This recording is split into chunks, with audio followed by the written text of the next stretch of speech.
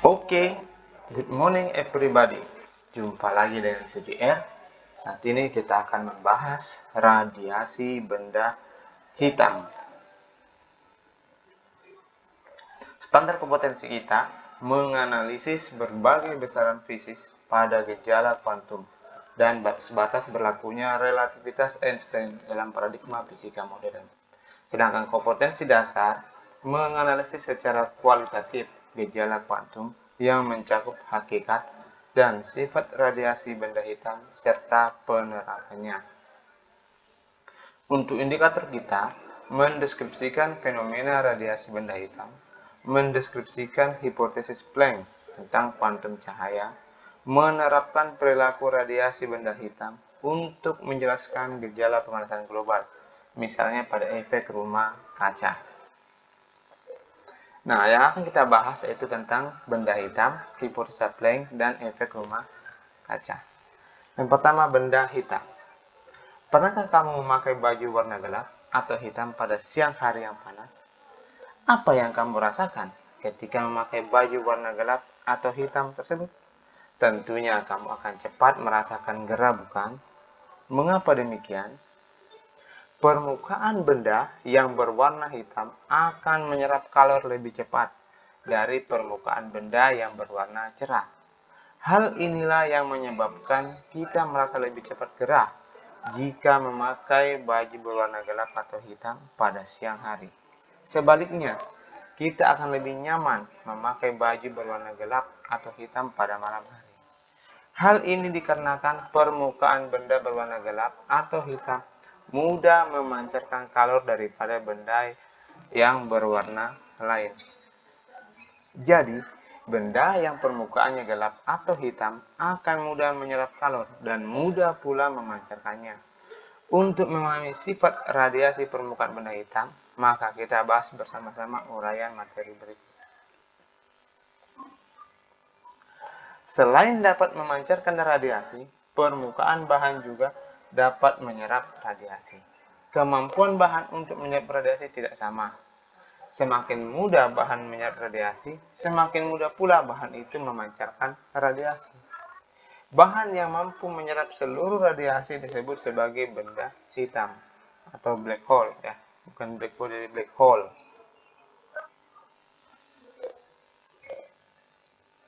Istilah benda hitam pertama kali dikenalkan oleh fisikawan Gustav Robert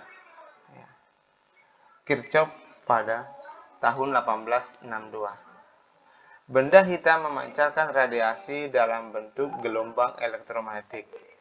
Radiasi gelombang elektromagnetik yang dipancarkan benda hitam bergantung pada suhu benda hitam tersebut.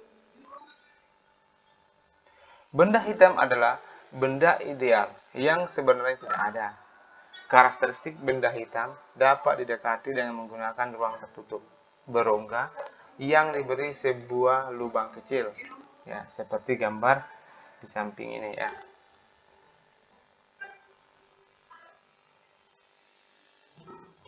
Setiap radiasi yang masuk ke rongga akan terperangkap oleh pemantulan bolak-balik. Hal ini menyebabkan terjadinya penyerapan seluruh radiasi oleh dinding rongga. Lubang rongga dapat diasumsikan sebagai pendekatan benda hitam. Jika rongga dipanaskan, maka spektrum yang dipancarkan lubang merupakan spektrum kontinu dan tidak bergantung pada bahan pembuat rongga. Besarnya energi radiasi per satuan waktu per satuan luas permukaan disebut intensitas radiasi dan disimbolkan dengan I. Intensitas radiasi benda hitam bergantung pada suhu benda. Berdasarkan hukum Stephen Boltzmann, intensitas radiasi dinyatakan dengan persamaan I sama dengan E atau T pangkat 4, di mana E itu intensitas radiasi, T itu suhu mutlak benda, atau itu konstanta Stephen Boltzmann. E koefisien emisivitas. Spektrum radiasi benda hitam pada awalnya dipelajari oleh Rayleigh dan Jens menggunakan pendekatan fisika klasik. Mereka meninjau radiasi dalam rongga bertemperatur T yang dindingnya merupakan pemantul sempurna sebagai sederetan gelombang elektromagnetik.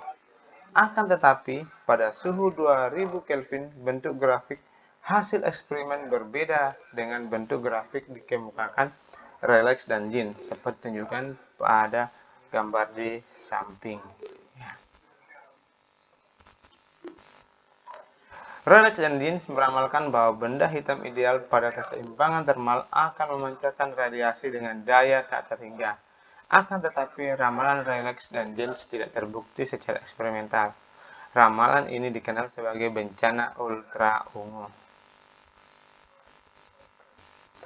Ilmuwan lain yang mempelajari spektrum radiasi benda hitam adalah Wilhelm Wien. Wien mempelajari hubungan antara suhu dan panjang gelombang pada intensitas maksimum. Perhatikan gambar di samping. Puncak-puncak kurva pada grafik menunjukkan intensitas radiasi pada tiap-tiap suhu.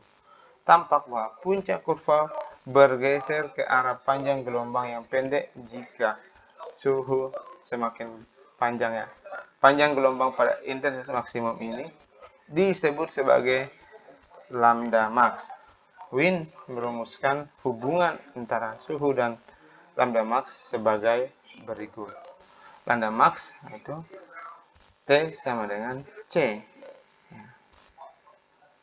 Keterangan C itu konstanta Wien, dikenal dengan hukum pergeseran Wien. Hipotesa Planck.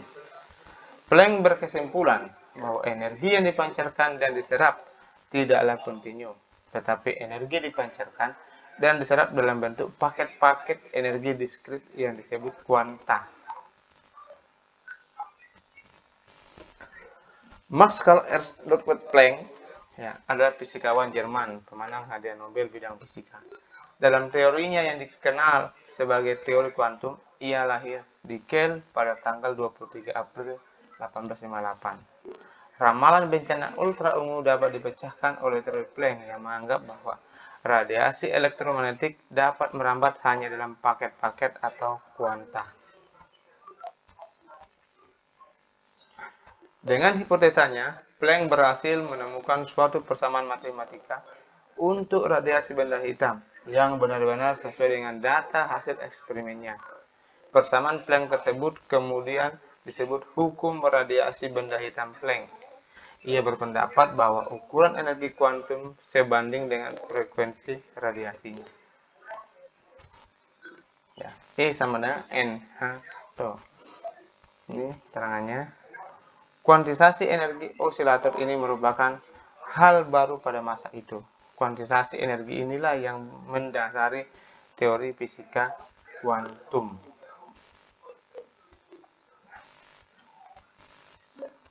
Penerapan radiasi benda hitam. Penentuan suhu permukaan matahari. Suhu permukaan matahari atau bintang dapat ditentukan dengan mengukur daya radiasi matahari yang diterima bumi. Dengan menggunakan hukum Stephen Boltzmann, total daya yang dipancarkan oleh matahari adalah EM sama dengan I kali A. Ini rumusnya bisa dibaca ya.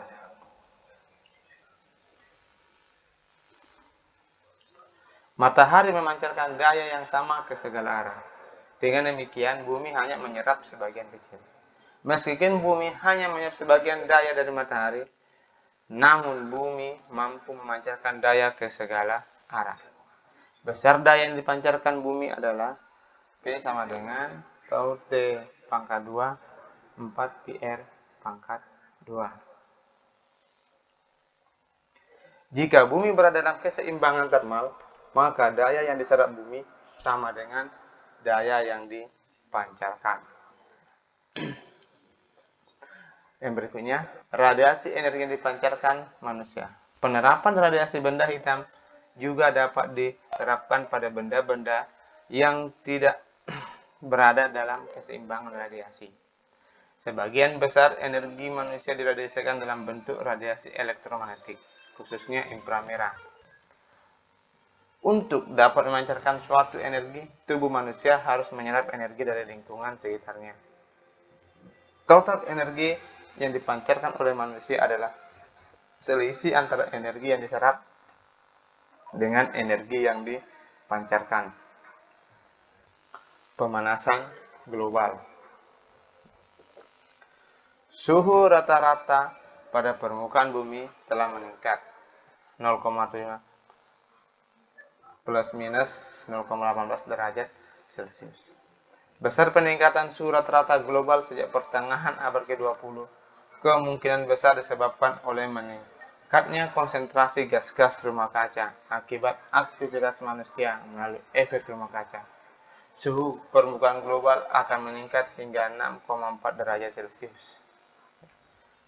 Antara tahun 1990 dan 2100, pemanasan dan kenaikan muka air laut diperkirakan akan terus berlanjut selama lebih dari 1000 tahun, walaupun tingkat emisi gas rumah kaca telah stabil. Ini mencerminkan besarnya kapasitas panas dari lautan. Efek rumah kaca.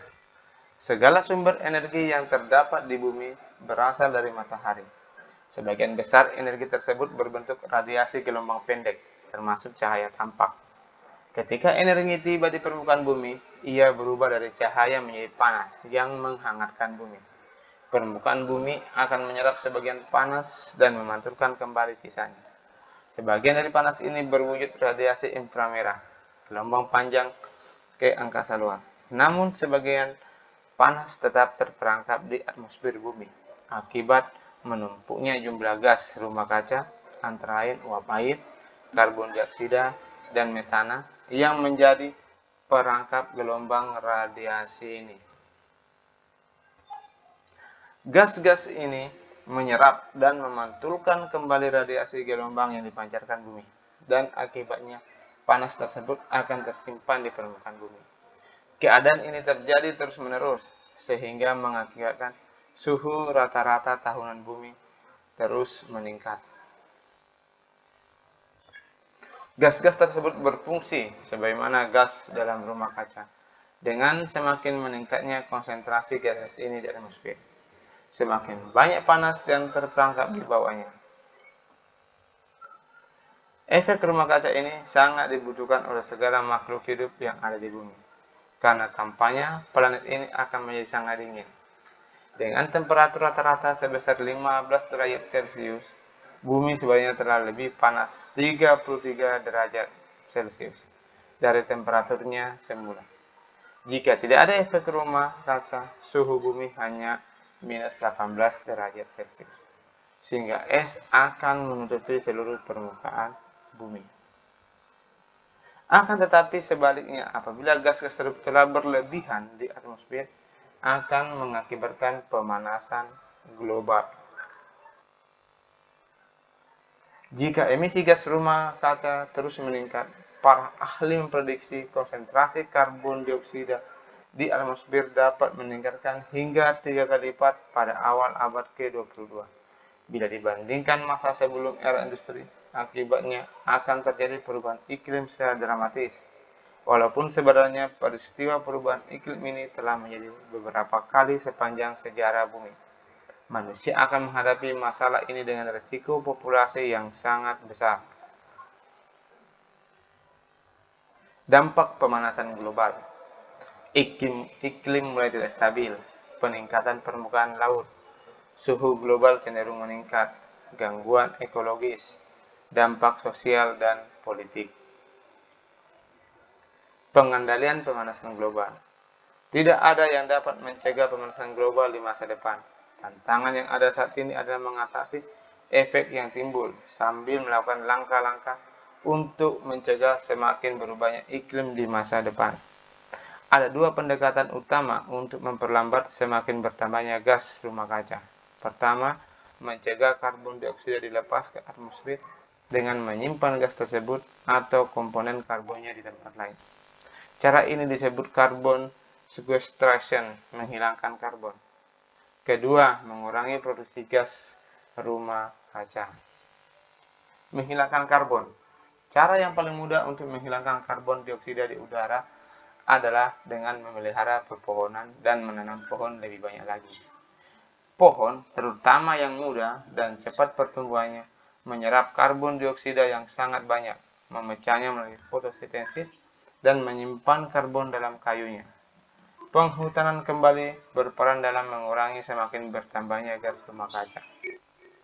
Gas karbon dioksida juga dapat dihilangkan secara langsung. Caranya dengan menyuntikkan atau menginjeksikan gas tersebut ke sumur-sumur minyak untuk mendorong agar minyak bumi keluar dari permukaan. Contoh soal.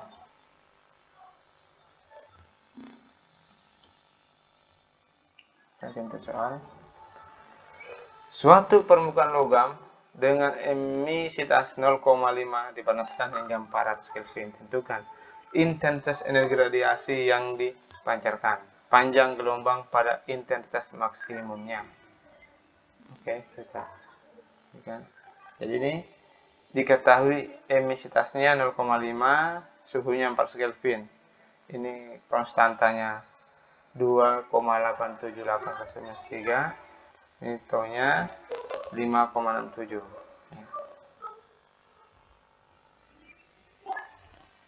I sama dengan E atau T pangkat 4.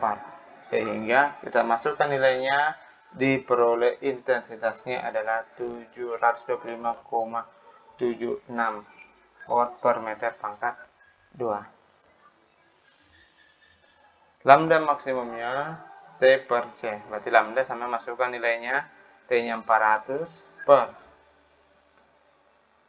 C dimasukkan sehingga diperoleh 7,165 kali 10 pangkat minus 6 meter. Oke pribadi, semoga bermanfaat. Dukung terus channel ini dengan cara like dan subscribe. Oke, sampai jumpa di video berikutnya. Salam sukses selalu.